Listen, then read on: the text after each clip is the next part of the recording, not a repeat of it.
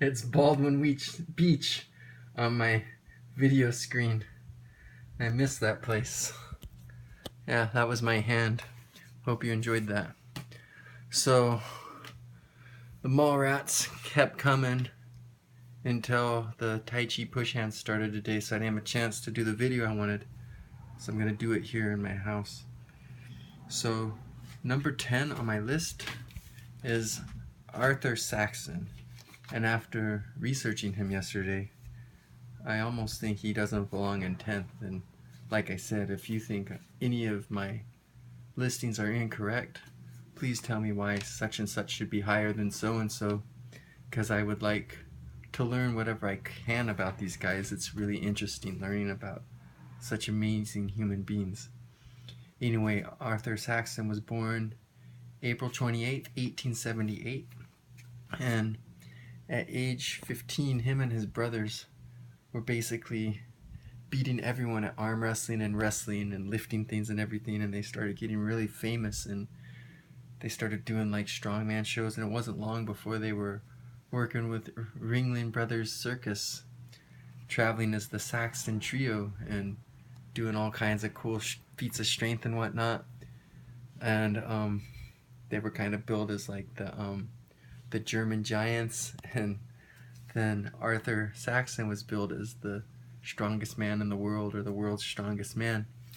And his specialty lift was the bent press, which isn't hardly ever practiced anymore. If you YouTube it, you'll see that there's still some like students of strength history that can still pull this feat off. Back then, they mostly had like solid barbells, so they'd be like a big solid piece with a specific weight, and it'd have like a dome on each side. And so, like with a bent press, they would like, I have a fan here so I don't want to stick my arm up around that.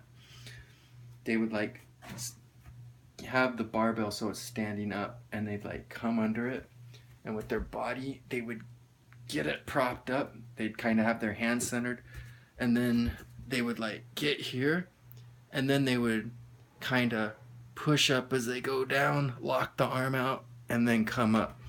So it took like total body strength and stuff. It was a really cool lift. I've never done it, but Pavel talks about it in his book Power to the People. It was the one exercise he had to supplement the deadlift so that you'd have like all around strength.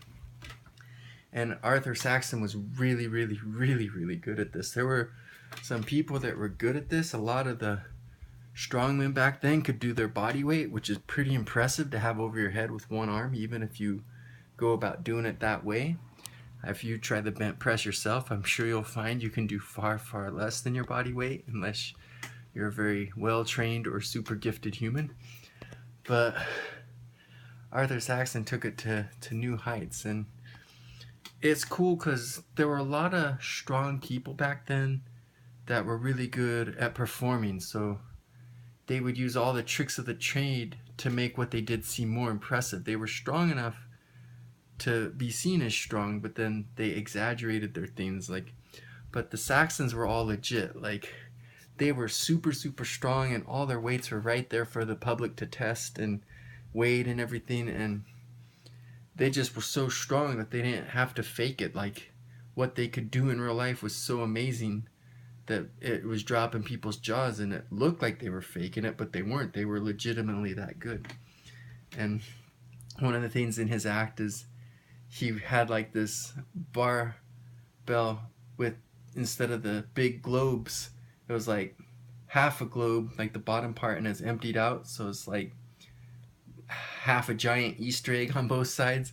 And his two brothers would get into it, and he'd bent press that, so there'd be a man on each side. So that was really, really good for entertainment purposes. Anyway, because he was being billed as the strongest man in the world, that was also a title that was given to Eugene Sandow at the time. And one of the things, he always would give people a chance from the audience to come up and challenge him at any of his lifts.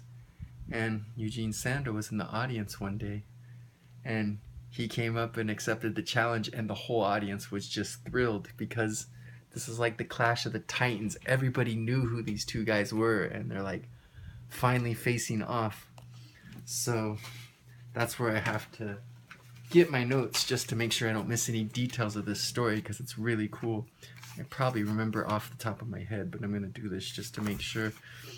So the very first thing Arthur Saxon does to like challenge Eugene Sandow is he takes a 110-pound kettlebell, and I think with his pinky, he brings it up here, and then he has a 160-pound man get on his arm, and then he does the bent press, and he has it over his head. And Eugene Sandow didn't even try it, and that's like kind of a violation of the strongman code. Like, I've never read any other part or any other tale where a strongman laid out a challenge and the other strongman didn't at least try. Like, I guess he was trying to pull off like his notoriety or the fact that he's so established and just waving it off, but no one else has ever done that before. So that kind of lost a lot of respect for a lot of people.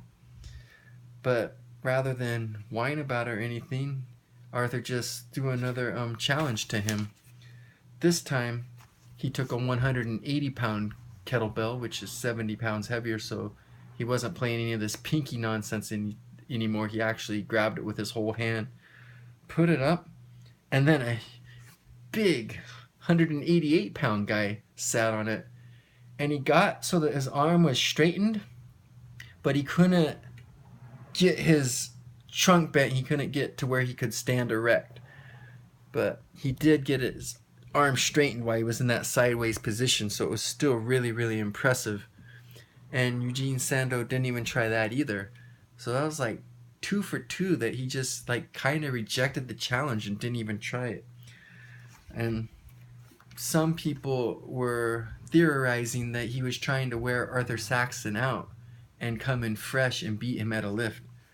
Well, finally, he goes and gets one of those big solid barbells with the big globes on each end, and this one happened to be 264 pounds.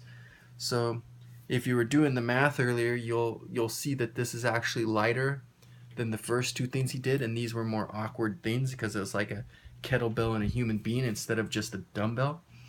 I mean a barbell, my bad. I have trouble talking sometimes when I'm tired like this. But on the third thing, he did this. He just bent press a 264-pound barbell, which is a lot easier than the first two things he did. And finally, Eugene Sandow took his challenge totally fresh. He hadn't done any lifts yet. And it ends up being the case that he had to try 5 times before he could finally get his arm straightened out. But just like Eugene Sandow with the huge 180-pound kettlebell and the 188-pound man, I mean, if you do the math, that's 368 pounds, and it's crazy poundage because it's a man sitting on a kettlebell, so it's not like the same as like a barbell, which is fixed. So if you've lifted humans and stuff and awkward objects like I have, you know the difference between that and a barbell. So with that, Arthur Saxon got his arm straightened but couldn't get up. Well, with this little 264 pounds, Eugene Sandow got his arm straightened, but he was still sideways and he couldn't stand straight up.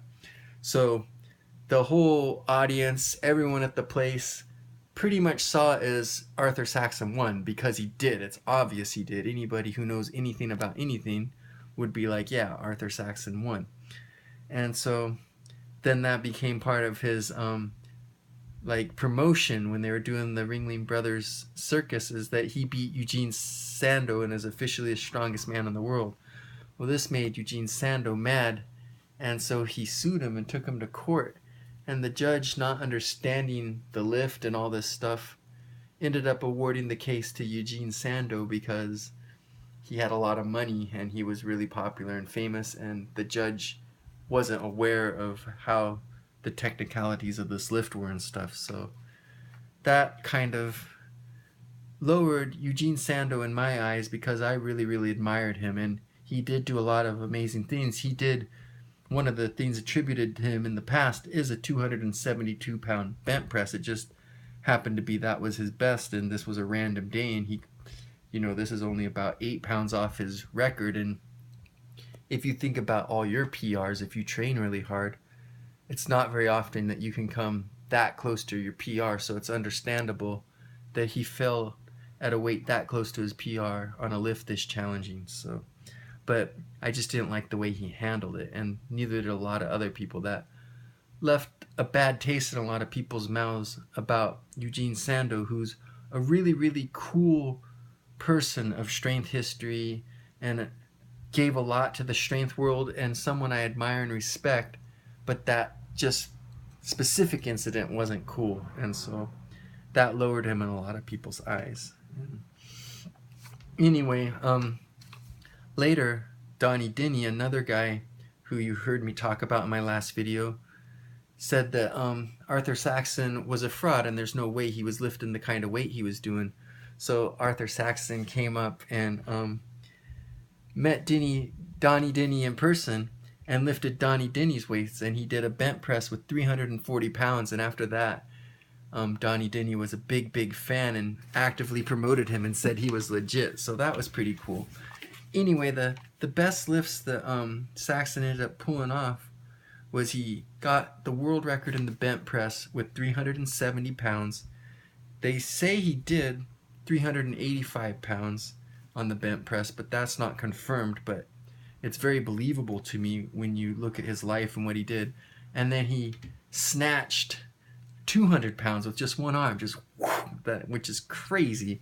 And then he did a two-hand anyhow with 448 pounds, which is, he would do his bent press, and then like sideways, he would grab a big kettlebell, bring it up, and then stand up straight with both of them, and then extend the kettlebell, and he'd have like 448 pounds up over his head. So that's pretty incredible. So he was an amazing man. And anyway, he left us in August 6th, 1921. He didn't live very long, only like 43 years, but that's why he's on this list, because he was an amazing person. I hope you enjoyed hearing a little bit about him.